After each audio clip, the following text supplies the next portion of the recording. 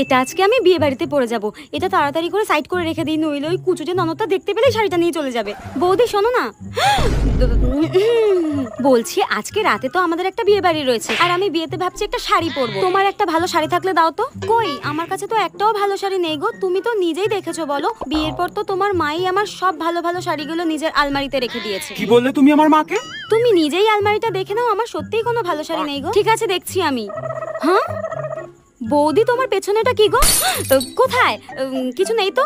ওই তো পেছনে, ওই তো ডাইনিটার সব দিকে নজর থাকে। এইটা কি সুন্দর শাড়িটা। এটা আসলে কালকে আমার মা দিয়ে গেছিল। আরে দেখি শাড়িটা, দাও দেখি। ওয়াও, শাড়িটা কি সুন্দর। আর তুমি ইচ্ছা করে লুকিয়ে রেখেছিলে না? ডাইনি, শাড়িটা দে বলে দিচ্ছি। যাই হোক, শাড়িটা আমি পরে যাবো বিয়ে বাড়িতে, তুমি অন্য কিছু পরে যাও। লুকিয়ে রাখা ভালো লাগে না। কুচিতে ননদের মনে হয় গলাটাই টিপে দিই। ডাইনি দেখি একটা।